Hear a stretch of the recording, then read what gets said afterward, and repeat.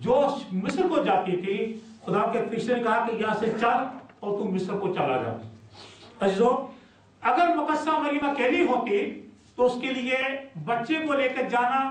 کئی 100 میل کا فاصلہ طے کرنا بڑا مشکل تھا، لیکن خداوند نے یوسف کو اسی لیے یہ ذمہ داری سونپی اور یوسف کو حکم دیا، مریم کو حکم نہیں دیا۔ اس نے کہا کہ تو اس بچے کو اور اس کی ماں کو لے کر مصر کو روانہ ہو جا۔ عزیزو، یوسف نے جو بہت بڑا کام کیا کہ اس نے خدا یسوع مسیح کی حفاظت کی، مقدسہ مریم کی حفاظت کی، ان کو ہیرودیس کے ہاتھوں قتل ہونے سے بچایا اور ان کو مصر تک لے کے گیا۔ عزیزو، خدا کے فرشتے نے اس کو صرف آگاہ کیا۔ میں نے پہلے بتایا کہ یوسف خداوند کی ہر مرضی کے مطابق کام کرتا تھا، کوئی بھی کام اپنی مرضی سے نہیں کیا کرتا تھا۔ اسی جیسے ہی خدا کا اس کو حکم ملا، اس نے مقدسہ مریم کو گدھے پر سوار کیا، بچوں کو ساتھ لیا اور وہ فوراً چل پڑے۔ اور کہتے ہیں کہ جو مجوسی ان کو نذرانے دیے تھے، جو سونا دیا تھا، مور لبان وغیرہ دیے تھے، وہ بہت قیمتی چیزیں تھیں، اور یہی خدا نے ان کے اخراجات کے لیے بندوبست کیا تھا۔ اور کہتے ہیں اسی پیسے کے ذریعے سے یا انہی چیزوں کے ذریعے سے انہوں نے مصر میں جتنی دیر قیام کیا اسے وہ گزر اوقات کرتے رہے۔ یہ خیال ظاہر کیا جاتا ہے، لیکن کسی حد تک صحیح بھی ہے کہ کافی مہنگی قسم کا سونا مجوس نے انہیں پیش کیا تھا۔ عزیزو، ایک اور کام جو خداوند نے اس کے ذریعے سے کروایا، اگر چھٹا کام وہ ہے 2 باب اس کی 19 اور 21 آیت۔ وہ لکھا، جب ہیرودیس مر گیا تو دیکھو خداوند کے فرشتہ نے مصر میں یوسف کو خواب میں دکھائی دے کر کہا کہ اٹھ، اس بچے اور اس کی ماں کو لے کر اسرائیل کے ملک میں چلا جا، کیونکہ جو بچے کی جان کے خواہاں تھے وہ مر گئے۔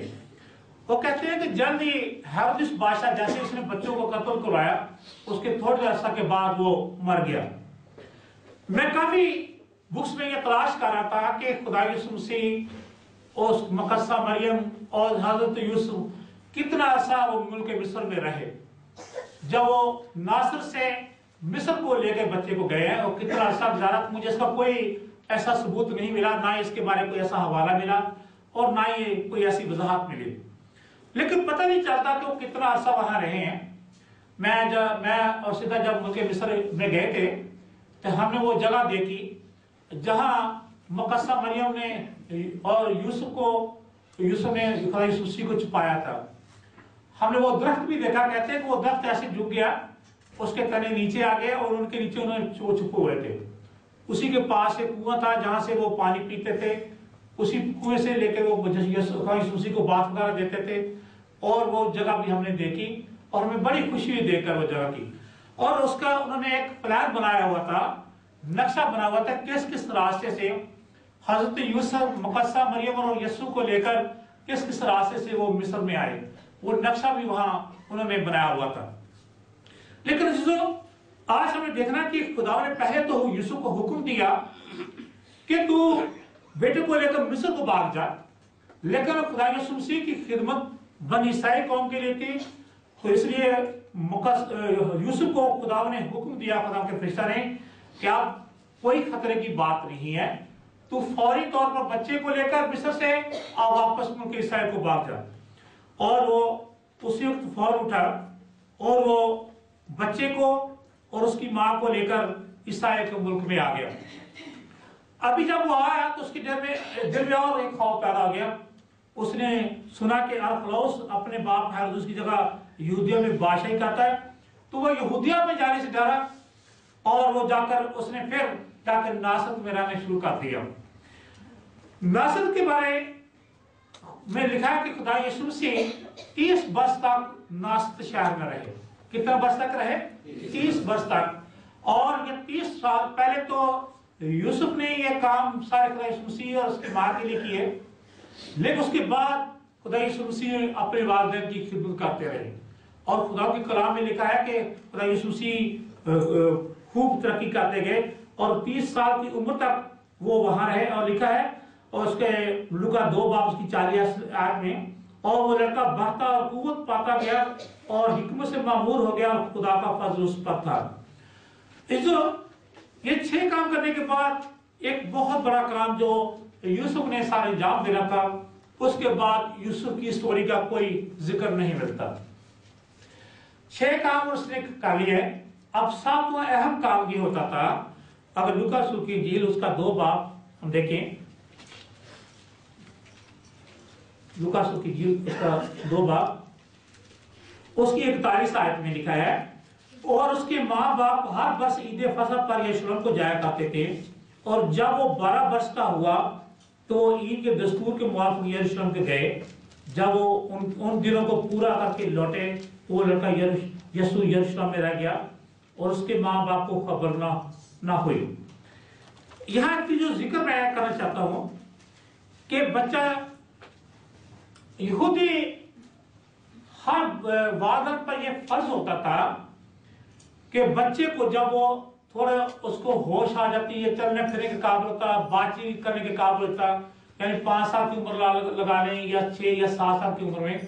اس کو وہ اپنی مقامی ہیکل میں لے کے جاتے، اور وہ وہاں جو سردار کاہن ہوتے یا لاوی یا جو بھی ہوتے تھے، جو ان کے عالم تھے، وہ بچے کو تعلیم دیتے تھے شریعت کی۔ 12 سال کی عمر تک وہ ان کو پوری تعلیم شریعت کی دیتے تھے۔ اس لیے ہر یہودی جو بھی بچہ ہوتا تھا 12 سال کی عمر تک پوری شریعت کی کتاب سے واقف ہوتا تھا۔ اس لیے شریعت کی کتاب کا سیکھنا ہر یہودی بچے پر فرض ہوتا تھا، اور والدین پر یہ لاگو ہوتا تھا، خاص اس والد پر، کہ اس نے بچے کو ہر صورت اس ہیکل میں صبح لے کے آنا ہے۔ یہ والد کا فرض ہوتا تھا، اور والدہ کا فرض یہ ہوتا تھا کہ اسے سارے گھر کے کام کرنے ہوتے تھے، اور باپ کا یہ فرض ہوتا ہے کہ اس نے بچے کو انگلی سے لگانا ہے، پکڑنی اس کی انگلی یا اس کا ہاتھ پکڑنا، اور اس کو ہیکل میں چھوڑ کے آنا ہے تاکہ وہ شرعی تعلیم حاصل کر سکے۔ جو 12 سال کی عمر تک خدا یسوع مسیح ناصرت ہی کے شہر میں یہ شریعت کی تعلیم حاصل کی، اور جب یہ تعلیم مقرر کری تو ان کا یہ رواج تھا یا دستور تھا کہ جب بچہ 12 سال کا ہو جاتا تو اس کو یروشلم کی بڑی ہیکل میں لے کے جاتے، پھر اس کے بعد جو بڑا سردار کاہن ہوتا تھا اس بچے کو الاؤ کرتا کہ آپ یہ توریت کی کتاب لو، آپ حوالہ پڑھ سکتے ہو، اس کتاب کو پڑھ سکتے ہو۔ اس سے پہلے بچے کو ہیکل میں کتاب نہیں دی جاتی تھی پڑھنے کے لیے، اس کو بال کے کہتے ہیں آپ کی ابھی عمر ہے سیکھنے کی۔ اس لیے یہ ہیکل میں بچے کو لے کے گئے جب وہ 12 برس کا ہو گیا تھا، اور اس کے لیے والد پر بہت ذمہ داری ہوتی تھی کہ روزانہ بچے کو ہیکل میں لے کے جانا اور اس کو شریعت کی کتاب سکھانا۔ پھر 12 برس کی عمر پر والد اور والدہ دونوں پر یہ فرض ہوتا تھا کہ وہ بڑی ہیکل جو یروشلم میں تھی وہاں جب بچہ 12 سال کو ہو جاتا اور پوری شریعت کی کتاب سے واقف ہو جاتا، اسے بڑی ہیکل میں سردار کاہن کے سامنے پیش کیا جاتا،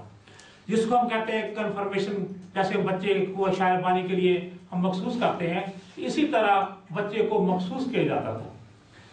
اس جو آج میں نے جو کلام دیا ہے کہ خداوند کے نے والدین پر بہت بڑی ذمہ داری عائد کی ہوتی ہے۔ میں نے 7 کام بتائے تھے، کیونکہ یہودی رسم و رواج کے مطابق بچے کا نام والدین نے رکھنا ہوتا تھا، اور اپنی جو اس کی بیوی ہوتی تھی اور بچوں کی حفاظت جو والد پر فرض ہوتی تھی یا شوہر پر اپنے یہ لازم ہوتی تھی کہ اپنے خاندان کی ہاتھ سے حفاظت کرے، اور جو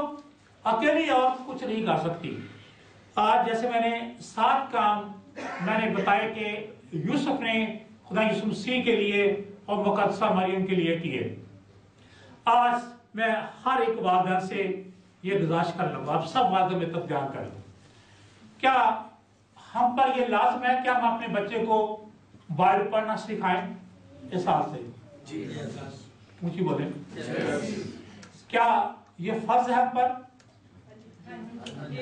ہم سکھاتے ہیں، ہم سکھاتے ہیں، اگر سکھاتے ہیں تو آپ مبارک ہو، اور آپ اپنے بچوں کے لیے ایک بہت بڑا خزانہ ان کے لیے آسمان میں جمع کر رہے ہو اس حال سے۔ اس کے علاوہ خدا نے جو والدین کے لیے آپ کو ذمہ داریاں دی ہوئی ہیں ان کا خیال کریں کہ کیا کیا ذمہ داری بینگ اے باپ اور بینگ اے ماں کیا کیا ذمہ داری میرے اوپر یہ ہے۔ کیا میں بچے کو اسکول چھوڑ کے آتا ہوں یا میں ایسے بہانے کرتا رہتا ہوں؟ کیا میں ہر کام اپنی بیوی پر چھوڑ دیتا ہوں؟ عزیزو نہیں، ہم نے مل جل کر اس کام میں میں ہاتھ بٹانا ہے، جہاں خطرہ ہے وہاں مرد کا کام ہے آگے کھڑا ہونا اور اس خطرات کا سامنا کرنا، اور جہاں اپنے خاندان کی حفاظت کا ذمہ ہے اور مرد کا کام ہے آگے کھڑا ہو اور اپنے خاندان کی حفاظت کرے۔ جہاں خیال ہے مرد کہ اپنی بیوی اور بچوں کی عزت کا خیال کرنا، تو اس کے لیے دونوں والدین کا فرض ہے وہ کھڑے ہو جائیں، اپنے بچوں کے لیے ان کی عزت احترام کے لیے ان کا دفاع کریں، ان کو بری سوسائٹی سے بچائیں، ان کو بائبل کی جب تعلیم دیں گے بچہ خود بخود ایسی باتیں سیکھے گا اور وہ بری باتوں سے بھاگے گا اور زیادہ خدا کے قریب آئے گا۔ عزیزو، آج کو جو میں نے خاص اطلاع دی ہے، آج اپنی زندگی میں جس طرح یوسف نے اپنا فرض ادا کیا، ہر ایک والد سے میں یہ درخواست کروں گا کہ اپنے بچے کی زندگی میں وہ کام پورا کریں، اور والدہ سے جو بچے کے لیے ضروری ہے، یعنی کہ بچہ ناشتے کے لیے بیٹھا ہوا اور آپ سو رہی ہیں، نہیں، بچے کو ناشتہ تیار کر کے دیں تاکہ وقت پر بچہ اسکول جا سکے۔ خدا آپ کے کلام کے وسیلے سے آپ سب کو بہت